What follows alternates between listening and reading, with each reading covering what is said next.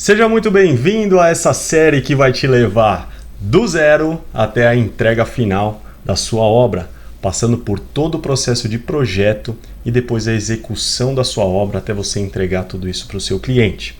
Então, se você é arquiteto, designer de interiores ou engenheiro, ou trabalha na construção civil, fica aqui comigo, porque hoje eu estou para falar para você de um documento muito importante que você vai usar durante todo o processo e vai te garantir uma série de coisas que se chama termo de aceite e entrega de etapa e termo de aceite e entrega final do seu projeto e da sua obra. Então, se você quiser bater esse papo comigo, fica aqui que depois da vinheta a gente começa.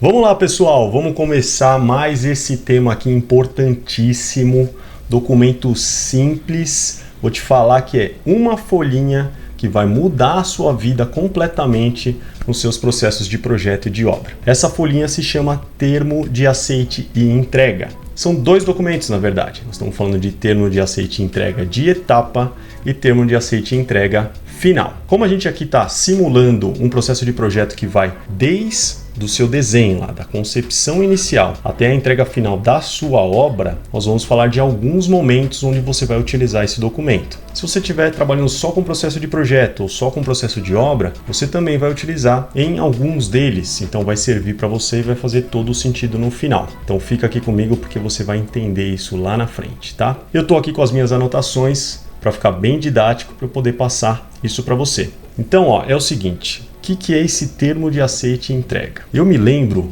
muito bem de um processo de obra que eu participei, de um cliente que assim, era um baita de um apartamento. Em metragem ele não era tão grande, mas ele tinha assim um requinte, era um projeto muito bem feito, de uma arquiteta, parceira minha. Eu fazia só a parte de execução desse trabalho. Só que assim, tudo o que acontece durante o processo de projeto reflete na obra. A qualidade do seu processo de projeto, e eu não estou falando de qualidade arquitetônica, eu estou falando da qualidade de processo.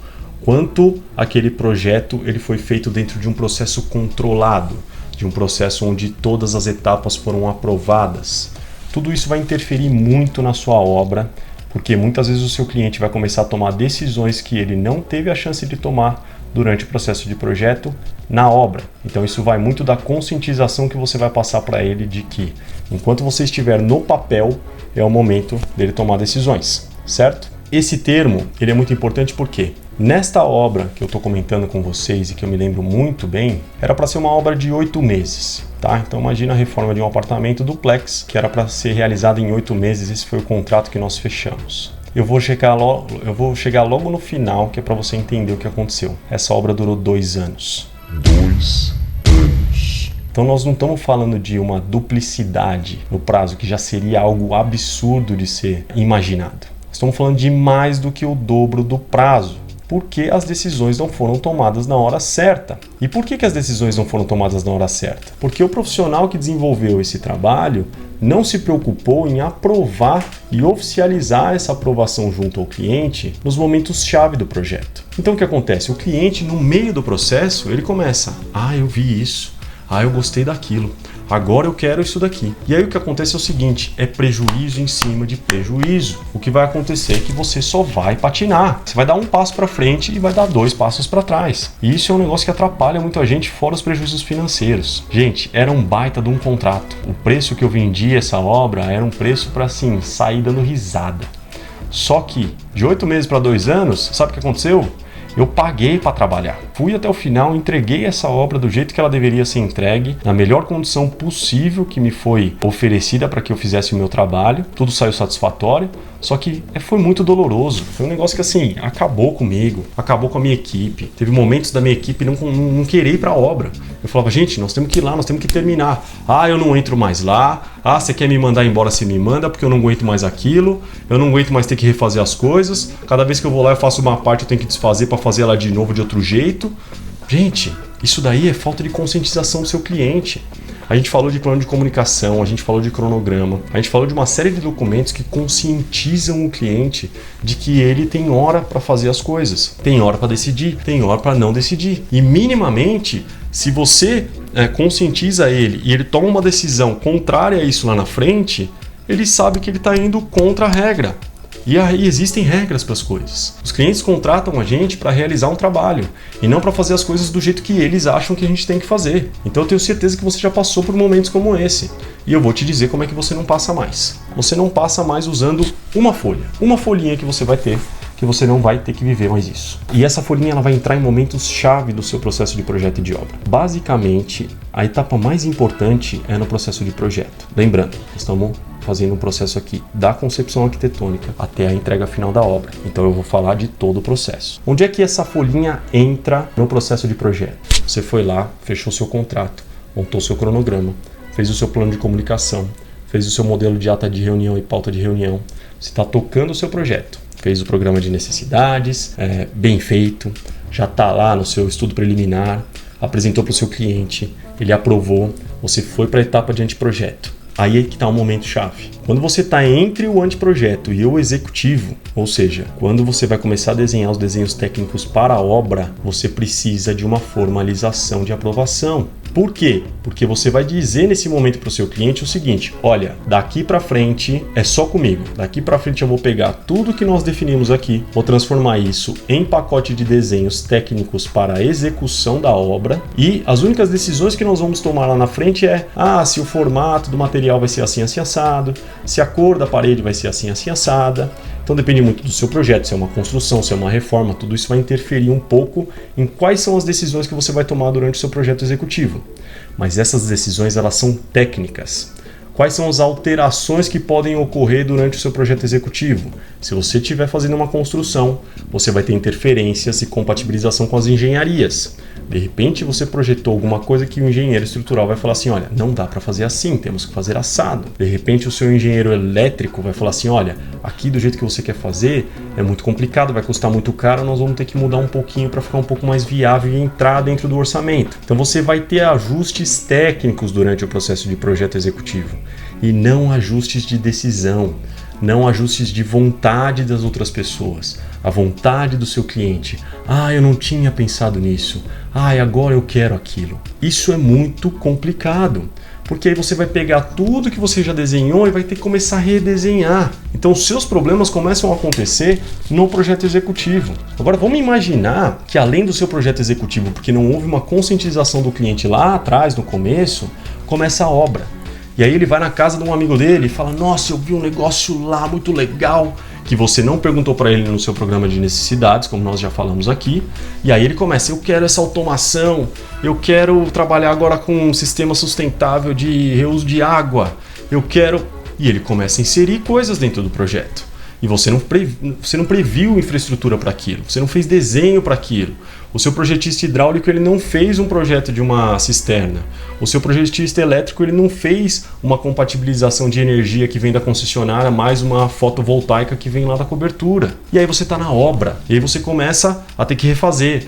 Não, agora quebra aquilo ali porque agora vai ter que passar um conduíte ali. Olha, agora nós vamos ter que escavar aqui porque nós vamos ter que fazer uma tubulação que vai dentro de uma cisterna, vai ter que abrir um buraco porque estamos comprando uma cisterna. E aí você para a obra para poder fazer aquilo. Gente, isso é o fim do mundo. Você quer fazer com que a sua obra dure muito mais do que ela deveria durar, fora todos os problemas aqueles que são muito difíceis de prever, faz isso. Não aprova com o seu cliente no anteprojeto antes de entrar no executivo. Se você não aprovar e não dizer para ele: olha, daqui para frente, tudo que acontecer vai gerar impacto em prazo e em custo, ele vai deitar e rolar. Ele vai fazer o que ele quer, eu sou cliente, eu estou pagando, agora eu quero, você vai ter que resolver para mim, porque eu te contratei para resolver, e você vai ter que ouvir essas asneiras ainda. Então, por que você vai ouvir essas asneiras? Por culpa sua mesmo. Porque você não foi lá na hora de aprovar e na hora de conscientizar o seu cliente, você não falou: olha, aqui é um momento chave, aqui a gente vira o rumo do projeto, daqui para frente você só vai tomar decisões pequenas em cima de questões técnicas. Tá tudo aqui? Essa é a pergunta que você tem que fazer para ele. Então, o que é o termo de entrega e aceite de etapa e o termo de entrega e aceite final? O termo de entrega e aceite de etapa ele vai acontecer em 2 momentos nesse processo. Primeiro momento, entre o anteprojeto e o executivo. Uma folhinha dizendo: eu, fulano de tal, papapá. Estou de acordo com a solução arquitetônica proposta pelo arquiteto, pelo engenheiro, não importa quem esteja desenvolvendo esse projeto. Através desse documento, aprovo tudo que foi apresentado no anteprojeto, conforme desenhos tal. E assina embaixo. E lá vai ter uma observação dizendo assim: caso hajam novas necessidades, caso eu faça novas solicitações durante o processo de projeto executivo ou durante a obra, ou a partir deste momento, desta data, estou ciente que impactos em custo e prazo poderão ocorrer. Gente, quando você põe essa sementinha na cabeça do cara, toda vez que ele pensar assim, putz, eu quero esse negócio aqui que eu não falei, ele vai falar assim, mas se eu falar, eu vou ter que pagar. Ou eu vou ter que esperar mais. Isso vai me custar. Então, qual que é o cerne da questão aqui? Não é nem se você vai ter esse tipo de situação lá na frente ou não. É se você vai receber por aquilo. Se você vai ter o prazo que você precisa para executar aquilo. Porque o que acontece com a gente tem que fazer, a gente tem que atender. A gente não recebe por isso, porque a gente não é pago por essa alteração. Eu vou ter que revisar desenhos, eu tenho horas de trabalho, eu tenho a minha equipe trabalhando, eu vou ter que retirar uma equipe da obra porque eu tenho que voltar com uma equipe que já saiu para fazer uma parte que ele quer que refaça agora. Eu tenho que implorar pro cara, pelo amor de Deus, vem aqui resolver para mim, porque a gente fez um pacote, me ajuda, o cliente não quer pagar, e não sei o que lá. E aí você tem que ficar se desdobrando com vários problemas, várias pessoas fazendo pressão sobre você, o cliente de um lado, fornecedor do outro, o cara que é parceiro seu vai falar assim, porra, mas me ajuda, Fernando, pelo amor de Deus, cara, a gente fez aqui tudo que foi contratado, agora que você quer que eu faça uma parte sem cobrar nada. Não, é porque vai ter mais uma obra, mais um projeto lá para frente, a gente compensa isso. É isso que a gente faz direto. Por quê? Porque a gente não aprovou isso na hora certa. A partir do momento que o cliente assina isso, ele vai pensar duas vezes. E se ele te apresentar um problema, ele vai falar assim, olha, eu quero aquilo ali agora. Como é que a gente faz? Aí você vai falar assim, você sabe que isso vai gerar problema vai gerar um impacto em custo e prazo, né? Ah, eu sei. Você vê para mim como é que fica? Então assim, você já vai tranquilo. Ah, não, vou lá. Ó, quanto custa?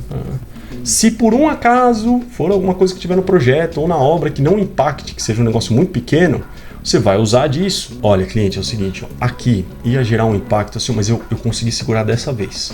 Desta vez, tá? Então deixa muito claro para ele. Desta vez eu consegui segurar. Mas não quer dizer que das próximas eu vou conseguir. Tá aqui, ó. Nós vamos resolver, não vai gerar impacto em custo nem em prazo. Ótimo. Você se deu bem, seu cliente foi bem atendido, ele ficou contente. Só que ele tem que estar ciente todo o tempo de que as decisões que ele tomar depois do anteprojeto são decisões que vão impactar em prazo e em custo. Qual é o outro momento em que a gente vai utilizar termo de aceite e entrega de etapa? Na obra. Se você estiver trabalhando por medição, ou seja, primeiro eu executo, depois eu recebo, você está gerenciando o processo de obra. Você tem o seu cronograma. Se você avançou fisicamente em 10% da obra, você tem que receber 10% de tudo que foi gasto naqueles 10% de obra. Ah, o meu contrato é por porcentagem. Eu ganho 15% do custo global da obra. Eu vou ter que receber lá os meus 15% correspondente àqueles 10% que avançou. Ah, o meu pagamento é sob medição, mas é um pagamento fixo. Então eu vou fazer uma medição todo mês, vou apresentar para o meu cliente, ele vai aprovar aquela medição e vai me pagar uma parcela. Você tem que ter esse documento durante a obra. Então, além de um outro documento que nós vamos falar aqui ainda, que é o relatório de avanço, nós temos que ter um documento lá que diz, olha, estou concordando com o que está sendo feito. Tá aqui, assina. É uma folhinha. Se a sua obra vai durar 6 meses, você vai ter 6 folhinhas dessas. Se a sua obra vai durar 1 ano, você vai ter 12. Se sua medição for quinzenal, você vai ter o dobro disso. Mas são todos documentos que fazem com que você consiga registrar tudo que está sendo realizado na sua obra e o seu cliente está ciente e aprovando cada uma dessas decisões, cada uma dessas etapas. Amanhã ninguém vai chegar para você e falar assim,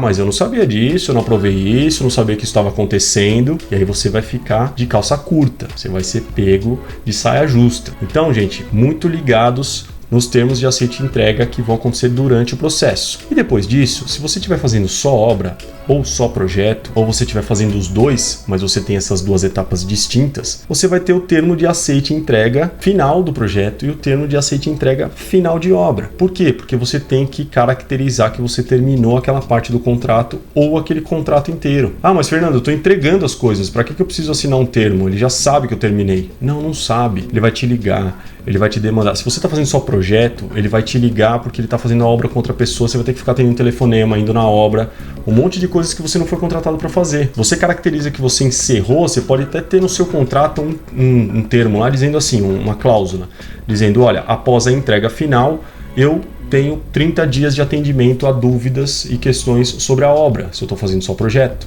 Se eu entrego a minha obra, estou fazendo só obra, eu vou lá no final, entrego a minha obra, faço uma vistoria com o meu cliente e evito mais uma série de problemas. Por quê? Eu vou lá, fiz o meu termo de aceite e entrega da obra, assina aqui, ó. Fizemos um levantamento fotográfico, tá aqui anexado, assina aqui que tá pronto. Amanhã o cara vai te ligar, olha, tem um piso rachado. Nós fizemos um levantamento fotográfico. Você foi comigo, você cliente foi comigo lá, viu tudo que estava acontecendo, passamos por todos os ambientes, olhamos tudo sem, sabe, um monte de coisas no meio do caminho, que às vezes não estão naquele momento de entrega de obra, às vezes não tem toda a decoração, todos os móveis soltos, é até muito mais fácil de você fazer isso. E aí você vai lá e mostra para ele, ele dá o ok dele. Se amanhã alguém derrubou alguma coisa e quebrou um piso, a responsabilidade não é sua. Se você não caracteriza essa entrega, o que vai acontecer é que vai chegar um momento que ele vai falar assim, não, ó, isso daqui já estava assim. Aí toca você pegar o seu pessoal e vai lá trocar um piso, e vai lá dar um retoque na parede, e vai lá fazer uma série de coisas. Você tem a sua garantia? Tem a sua garantia. Só que a sua garantia tem que estar caracterizada num termo de aceite e entrega. Olha, entreguei daqui pra frente a minha garantia. Ah, ó, minha torneira tá vazando aqui. Você vai ter que ir lá resolver. Isso daí faz parte do seu gerenciamento. Só que você já vai estar indo a critério de garantia. É diferente, seu cliente não pode ficar te acusando de coisas que você não cometeu, que a sua equipe não cometeu e que o seu gerenciamento não deixou de detectar durante todo o processo de obra. Então, gente, resumindo, termo de aceite e entrega de etapa entre o projeto, o anteprojeto e o projeto executivo e durante a obra nas suas medições. Termo de aceite e entrega final, né? Termo de aceite e entrega final de projeto, lá no final do seu projeto, caracterizando sua entrega. Termo de aceite e entrega final de obra, lá no final da obra, em cima de uma vistoria feita junto com o cliente e que vai caracterizar o início da garantia que você tem sobre o gerenciamento daquela construção, daquela reforma. Então, gente, por hoje é isso. Eu sou o Fernando Prieto e a minha missão aqui é fazer de você o melhor gestor do seu mercado. Se você gostou desse vídeo, aqui embaixo deixa o seu comentário, deixa o seu like. Essa é a única maneira que eu tenho para saber se o que eu estou fazendo aqui faz sentido para você. Aqui na descrição do vídeo eu também tenho todas as minhas redes sociais. Então clica lá, se inscreve, passa a me seguir, porque eu passo muitos conteúdos nessas redes também. Eu quero caracterizar... Eu quero destacar uma dessas redes para vocês, que é o Telegram. O Telegram é como se fosse um WhatsApp, só que eu tenho um canal lá dentro. Então nesse canal eu transmito para vocês vídeos, áudios, insights do meu dia a dia que vão enriquecer o seu dia a dia de trabalho. Então se inscreve lá porque a gente vai ter uma conexão, um contato muito mais próximo. Do mais, gente, vamos em frente e para cima, sempre!